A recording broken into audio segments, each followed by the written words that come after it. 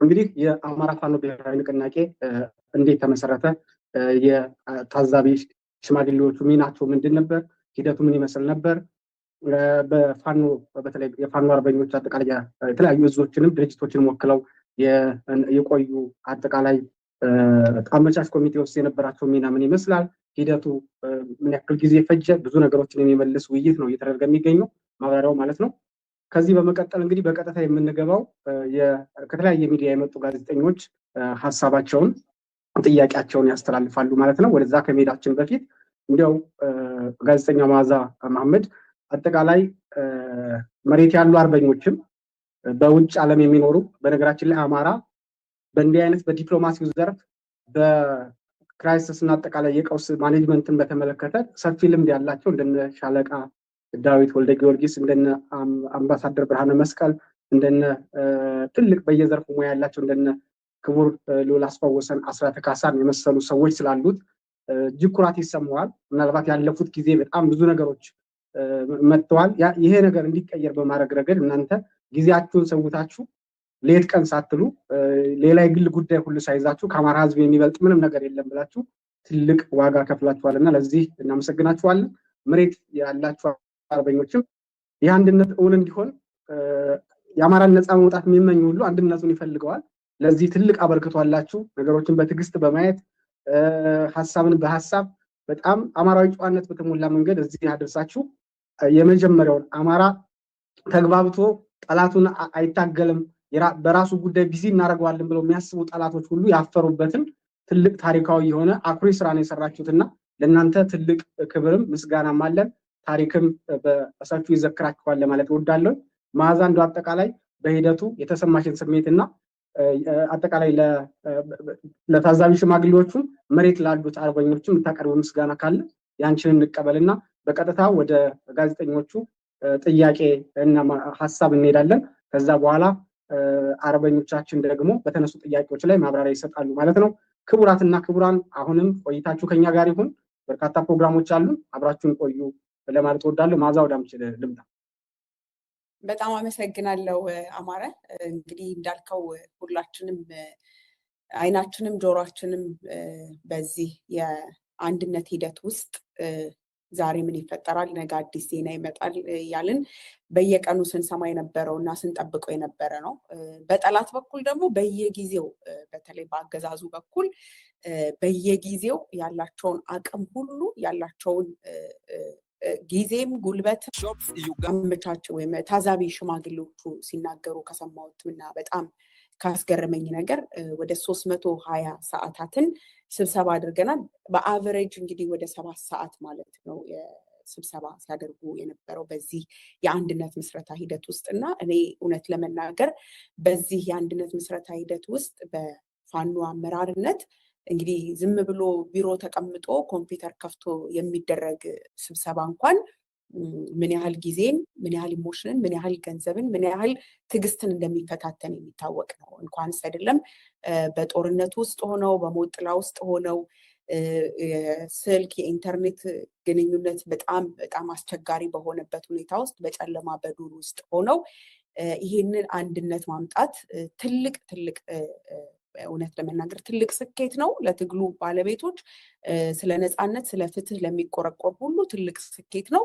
በአገዛዙ በኩል ደግሞ ትልቅ ራስ ምታት መሆኑን እስከ ትላንትናው የፓርላማ ውይይት እንግዲህ የፓርላማ ውሎ ድረስ እንዴት እንዳስጨነቃቸውና እንዴት ይሄ አንድነት የአማራ ፋኖ ብሔራዊ ንቅናቄ ወደ አንድ ከመጣ በኋላ እንግዲህ ያላቸውን ካርድ ሁሉ አገዛዙ ያለውን ካርድ ሁሉ መዞ ያለውን አቅም ሁሉ መዞ አንድነቱ እንዳይጸና ወጀብ ለመላክ የሚያደርገውን ጥረት እያየን ነው። ከዛ በፊትም እንግዲህ አሉ የተባሉትን እንግዲህ በፊት በፋኖ በአርበኛ በታጋይ ካባና ማሊያ ሲያጫውታቸው የነበሩትን ሁሉ አደባባይ በማውጣት ጭምብላቸውን በመግለጽ ጭምር ይሄ አንድነት ሂደት እንዳይሳካ እንዲደናቀፍ ትልቅ ጥረት ነው ሲደረግ የነበረው። እንኳንስ አይደለም በፋኖች መካከል የሚኖር አንድነት ይቅርና ከሌሎች አካላት ጋር ከሌሎች የኢትዮጵያ ብሔር ብሔረሰቦች ህዝቦች ጋር ሊደረግ ይችላል የሚባለውን ግንኙነት ውይይት ሁሉ ጥላሸት ለመቀባት የሚደረገው ጥረት ከጠቅላይ ሚኒስትር እስከታች ያለ የፌስቡክ አክቲቪስት ሁሉ በጋራ ተናቦ የሚሰራበት ነው።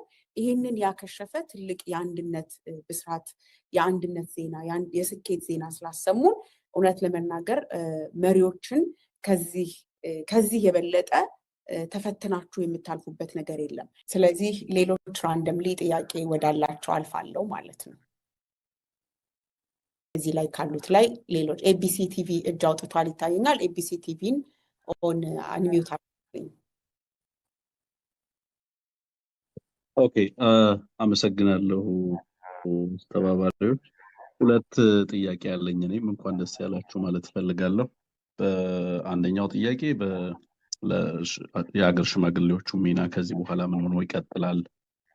አሚን የሽምግልናው ሚና ላይ ነበራችሁ። ለዚህ ታላቅ ድል አማራን ህዝብ ያበቃችሁ በጣም አኩርታችሁናል ማለት ፈልጋለሁ። ግን ከዚህ በኋላስ ሚናችሁ ምን ሆኖ ይቀጥላል የሚል ነው።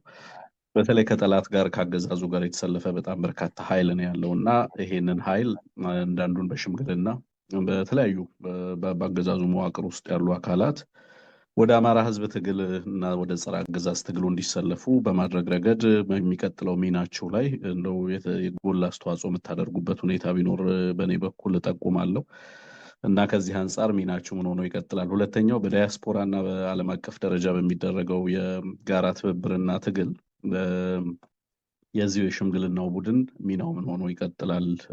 በተለይ በዳያስፖራው ባለቤት አልባ ነው ሆኖ የነበረው ባለፉት 3 ዓመታት።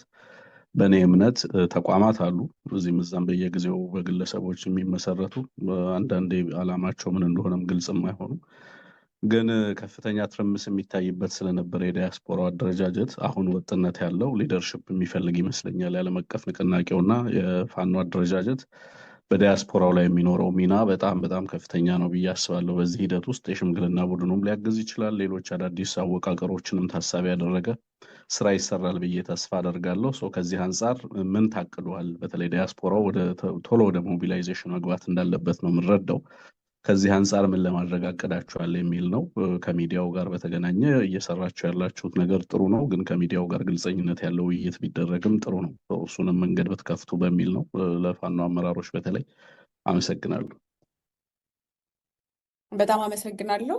እንግዲህ አንድ የመጨረሻ እጅ ወጣ ስለሚታየኝ እሱን ጥያቄ ተቀብለን ወደ ምላሾቹ በቀጥታ እንሄዳለን።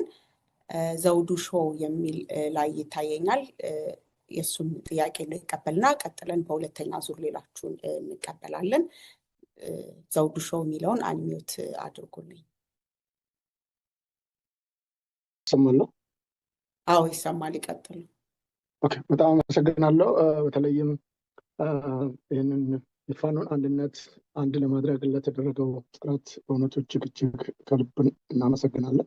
ለሰራችሁት በተለይም በሽምግልና ጉዳይ ላይ ለሰራችሁት ብዙዎቹን አውቃቸዋለሁ። ለደከሙት ድካም፣ ለአደረጉት አስተዋጽኦ ትልቅ አክብሮት አለኝ። የማነሳቸው ጥያቄዎች አንደኛ ይህ የፋኖ አንድነት ከሆነ በኋላ በተለይም ለእኛ ለጋዜጠኞች እጅግ ትልቅ እረፍት ሰጥቶናል። በተለያየ ጊዜ በምንዘግባቸው ዘገባዎች ላይ የሚነሱ ጥያቄዎች በአፋባ እና እንደዚሁም ደግሞ በአማራ ፋኖ ህዝባዊ ንቅናቄም ወይም ደግሞ በአማራ ፋኖ ብሔራዊ ንቅናቄ በአፋድ በኩል እየተነሱ ያሉ ዘገባዎችን በምናደርግበት ጊዜ ብዙ ውዝግብ እንደሚገጥመን እናስታውሳለን። ብዙዎቻችሁ እንደምታውቁት በተለይም በሚዲያ ላይ ለሰራችሁት። ይሁን እንጂ አሁን ያ ሁሉ ችግር ተቀርፎ በአንድ ወገን እየሰራን ያለ ቢሆንም አንዳንድ ትችቶች እየተነሱ ነው የሚገኙት እና በተለይም በዚህ በአማራውን ትግል ወይም የኢትዮጵያን አንድነት በሚሰራው ጉዳይ ላይ በኢትዮጵያ ጉዳይ በተለይ በአማራ ጉዳይ ላይ እንሰራለን የሚሉ ሚዲያዎች ያ መግለጫ ከወጣ በኋላ አንዳንድ ትችቶች ያነሱበት ጉዳይ አለና እንደነዚህ አይነት ክፍተቶች አሁንም ተመልሶ ለዚሁ ለብልጽግናው ኃይል የሚያግዘው የሚረዳ በመሆኑ በተቻለ መጠን እንደነዚህ አይነት ነገሮች ሲፈጸሙ በዚሁ በተቋም ወይም ድርጅቱ በአማራ ፋኖ ብሔራዊ ንቅናቄ ተቋም በሚዲያው እና ሌሎችንም እነዚህ የህዝብ ግንኙነቱ አስቸኳይ ማብራሪያዎች እና መፍትሄዎች የሚሰጥበት መንገድ ቢፈለግ በዚህ ላይ ምን ታስበዋል ወይ ምን አቅዳችኋል? በሁለተኛ ደረጃ ይሄ ትልቅ ተቋም ነው። ብዙ ስራ ሊሰራ እንደሚገባም እረዳለሁ። ሚዲያ ደግሞ ትልቅ አቅምና ጉልበት አለው። አብሮ በሆን ቁጥር ልናመጣ የምንችለው ጥቅም እጅግ ከፍተኛ እንደሆነ ይታመናልና በተቻለ መጠን በአንድ ቻናል የሚተላለፍበት መንገድ ማለትም የሳተላይት ቴሌቪዥን አንድ ወጥ ሆኖ ስራው በዛው ቻናል ውስጥ ራሱን የቻለ ኤዲቶሪያል ቦርድ ተቋቁሞለት የሚሰራበት መንገድ ቢመቻች እንደዚህ አይነት ነገሮች ቢከሰቱ በየአቅጣጫው የሚመጡ ክፍተቶችን ይዘጋል የሚል እምነት አለኝ እና በተቻለ መጠን በዚህ ጉዳይ ላይ ምን ያሰባችሁት ያቀዳችሁት ነገር አለ የሚለው ነው። በመጨረሻ በተቻለ መጠን ውዝግቦች በሚፈጠሩበት ሰዓት እናንተ ልታምኗቸው ወይም ደግሞ ይህ ሚዲያ የእኛን ስራ በአግባቡ ይሰራል ብላችሁ ለምትሏቸው የሚዲያ ተቋማቶች በአስቸኳይ የተለያዩ መግለጫዎች ቢሰጡ ቀዳዳዎች የመክፈቱ ነገር ችግሮቹን እያበዛው ይሄድና በኋላ ለትግሉ የሚደረገውን ጥንካሬ ለማላላት መንገድ ይከፍታልና በዚህ ላይም ትኩረት ቢደረግበት ለማለት ነው። እግዚአብሔር ይስጥልን። በርቱ። እሺ፣ አመሰግናለሁ። አማረ ወደ አንተ ላሳልፈው እና አርበኛ ጌታ አስራደን ምናልባት ሁለቱ ናቸው የሚታዩኝ ከፋኖ አመራሮች አርበኛ ጌታ አስራደና አርበኛ አስረስ ማረ አሉ። ጥያቄዎቹ ይዘዋቸዋል። አስፈላጊም ከሆነ ማስታወስ እንችላለን። አርበኛ ጌታ